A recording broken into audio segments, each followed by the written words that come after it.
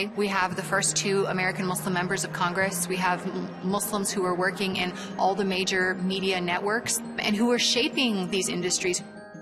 The Muslim community has been underrepresented in politics in general for a long time. And I think now is a little bit of a turning point where we're sharing ideas and getting engaged civically in a way that we haven't successfully in the past. When I ran for Congress, I was the first Muslim elected. My political opponents went out of their way to make sure everybody knew that Keith Ellison was a Muslim. I mean, that was their argument against people voting for me, and I won anyway. The people who lived in my district, they knew I was a Muslim, and they didn't care. They wanted to know what I was going to do for them. Are you going to help my kids get an education? Are you going to look after the environment? Are you going to help working people get a better pay? Your religion is your business. But what you do in office is our business, and that's what they want to know about. People have asked me for some time, is being a judge compatible with being a Muslim? Many of the fundamentals of the American system of justice, of the American democratic experience, are reflected in our holy book, the Quran, particularly a respect for the rights of the individual. What I like most is, as a judge, is the opportunity to dispense mercy. Mercy for victims, mercy for defendants, mercy for couples who are not getting along. In our democratic society, everybody has an equal opportunity. The truth is that we do coexist. It's not always easy, but the kinds of rich ethnic, cultural, racial, religious, political diversity that exists here is not just tolerated, it's embraced and it's valued. Yes, I've received discrimination as a member of Congress. I've had to put up with bigoted, unkind, unfair things.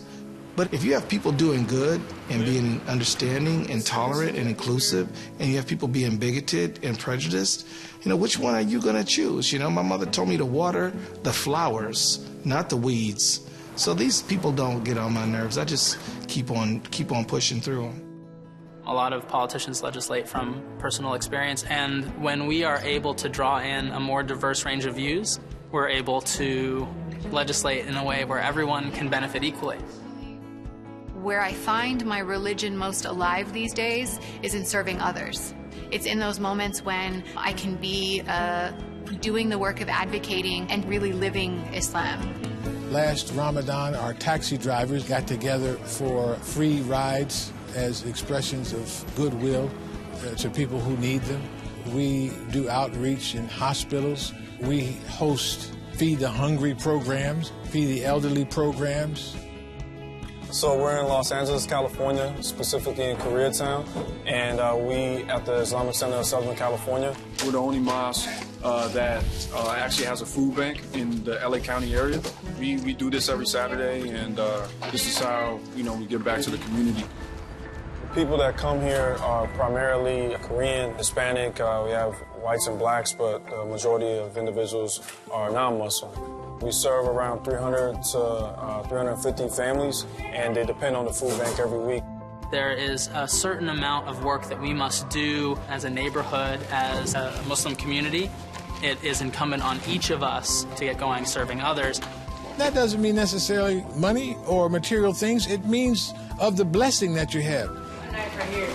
Muslims are about giving and not just serving Muslims, but serving mankind. So we've been doing this for 80 years, and we're hoping to continue to serve the community and show everybody, you know, the positivity of Islam through this. The only Quran that most people will read is you. It's through your actions. Today, American Muslims are out there in the public eye, but give it a few more years and I'm really excited to see those voices coming out more and more publicly, and that Islam is part of their identity.